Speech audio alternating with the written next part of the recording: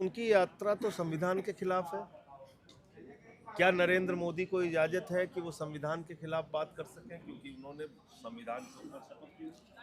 क्या संजय सिंह को इजाजत है कि मैं संविधान के खिलाफ कोई बात बोल सकूं या कोई काम कर सकूं? नहीं, क्योंकि मैंने संविधान पे शपथ ली है।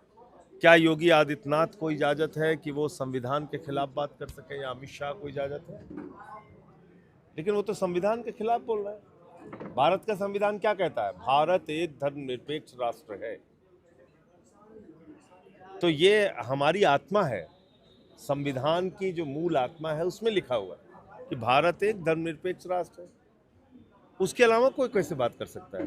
कल को कोई कहेगा तमिल राष्ट्र हमें दे दो, कोई कहेगा तेलंगाना राष्ट्र दे दीजिए, कोई कहेगा तेलुगु राष्ट्र दे दीजिए, कोई कहेगा मलयाली राष्ट्र दे दीजिए।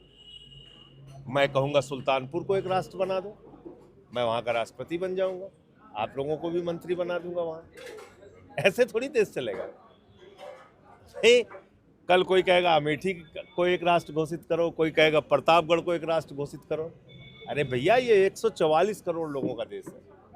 कश्मीर से कन्याकुमारी तक भारत एक है। तो ये तो गैर संवैधानिक, मैं तो कह रहा हूं मीडिया ये सवाल भी पूछता है तो वो सवाल गैर संवैधानिक है, संविधान के खिलाफ है, और संविधान के खिलाफ बोलने की इजाजत किसी को नहीं। या तो नरेंद्र मोदी आके कहें सामने कि इस यात्रा की इजाजत, देखिए ये बीजेपी है इसके पीछे, इस यात्रा के पीछे बीजेपी है, वो करा रही है ये सब, क्योंकि आधिकारिक तौर पे बोल नहीं सकते तो पीछे से बुलवा रहे हैं। लेकिन ये बात हम लोगों को समझ लेनी चाहिए कि ये देश को तोड़ने की, कल को कोई कहेगा हमें सिख राष्ट्र दे दो, कोई कहेगा हमें दलित राष्ट्र चाहिए, कोई कहेगा हमें पिछड़ों का राष्ट्र चाहिए, कोई कहेगा हमें तमिल का राष्ट्र चाहिए।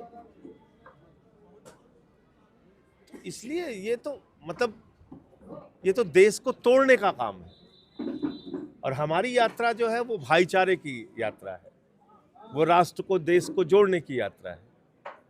इसमें हम बात कर रहे हैं हिंदू, मुस्लिम, सिख, ईसाई आपस में सब भाई भाई। इसमें हम बात कर रहे हैं कि भाई सामाजिक भेदभाव नहीं होना चाहिए। कैसे हरिओम वाल्मीकि की मॉब लिंचिंग हो सकती है, या कैसे पासी समाज के बुजुर्ग को पेशाब चटवाई जा सकती है, या कथा वाचक का सिर मुड़वाया जा सकता है, हम इन सवालों को उठा रहे हैं। वहीं उसी मंच से देवकी नंदन ठाकुर ने अयोध्या के बाद अब मथुरा चलने का आह्वान किया, और उसके साथ साथ उनका ब्रज क्षेत्र में मांस और नशे की दुकानें बंद होना चाहिए। देखिए, ऐसा है कि इस देश में कितने परसेंट नॉन वेजिटेरियन है? 80%। अगर आप पूरे देश को देखेंगे, उत्तर से लेके दक्षिण तक, दक्षिण से लेके पूरब से लेके पश्चिम तक, 80% लोग इस देश में नॉन वेजिटेरियन है। और मुसलमानों की आबादी कितनी है? 19%, 20% मान लो। तो मान लीजिए कि सारे मुसलमान जो है वो नॉन वेज खा रहे हैं, तो बाकी 60% कौन है? वो कौन खा रहा है? तो इसलिए तथ्यों को देख के बात करनी चाहिए। आज बीफ एक्सपोर्ट के मामले में, यानी कि बीफ का निर्यात करने के मामले में मोदी जी के राज में भारत नंबर 1 राज्य है। इसका मतलब कि यहाँ पे बीफ की कटाई ज़्यादा हो रही है हिंदुस्तान में, तो इसका जवाब कौन देगा? तो मुझे लगता है कि असल मुद्दे जो आम आदमी की ज़िंदगी से जुड़े हुए मुद्दे हैं उस पर तो कोई बात नहीं हो रही है। अस्पताल बदहाल है, उस पर कोई बात नहीं करता। नौकरी नहीं मिल रही, उस पर कोई नहीं बात करता। थाने में दलाली खाई जा रही है, उस पर कोई नहीं बात करता।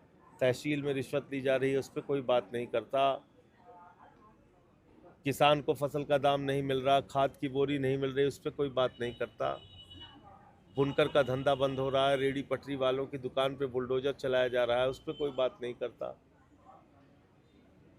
महिलाओं की सुरक्षा नहीं है, उस पर कोई बात नहीं करता। तो इसलिए इन मुद्दों से ध्यान भटकाना है तो सबसे आसान तरीका है, ऐसी बातें करते रहिए आप।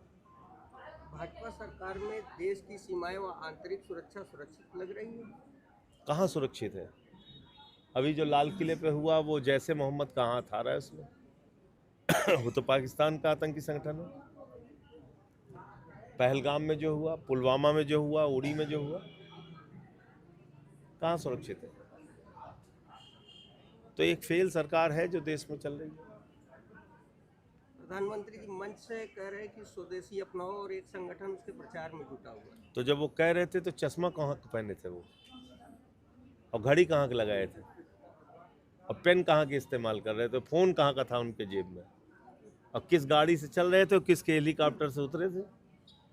बताइए, बताइए ना। प्रधानमंत्री का एक एक अंग आज विदेशी सामानों से ढका हुआ है, पटे पड़े हुए हैं प्रधानमंत्री। तो ऐसी फर्जी बातें करके काम चलने वाला नहीं है। भारत अमेरिका से 22 लाख टन एलपीजी खरीदने जा रहा है, इसको किस में? इसको दबाव के रूप में मैं देखता हूँ। आम वो एक आदमी बार डांट लगाता है ट्रम्प, मोदी जी मिमियाने लगते हैं। आम आदमी की दिल्ली में बकरी जैसे मिमियाती है ऐसे मिमियाते हैं। देखा ना बकरियों को मिमियाना, ऐसे मोदी मिमियाने लगते हैं जहां एक बार डांटता है ट्रम्प। आम आदमी पार्टी की दिल्ली की सरकार और उनकी योजनाओं को लेकर मोदी जी ने एक बड़ा बयान दिया था कि रेवड़ी बांट रही है आम आदमी पार्टी की सरकार। अब क्या लग रहा है आपको? चलिए, उन्होंने जो वादा किया था वो तो पूरा नहीं किया ना। हमने तो रेवड़ी बांटा और फिर उसके बाद मुनाफे का बजट दिया। उन्होंने तो कहा था कि 9 मार्च को माताओं बहनों, ये प्रधानमंत्री का शब्द है, आपके खाते में 2,500 पहुंच जाएगा। कहाँ है 2,500 रुपये? नहीं पहुंचा। उन तो तारीख बताई थी, यमुना साफ करने की बात कर रहे थे, नकली घाट बना रहे, घाट में भी घोटाला कर रहे हैं। आज दिल्ली में 5-5, 6-6 घंटे बिजली कटौती हो रही है। स्कूल में अभिभावकों को धक्के मार के भगाया जा रहा है। बच्चों की फीस 80-80% बढ़ गई है। कौन जवाब देगा इस पे? ये सवाल है।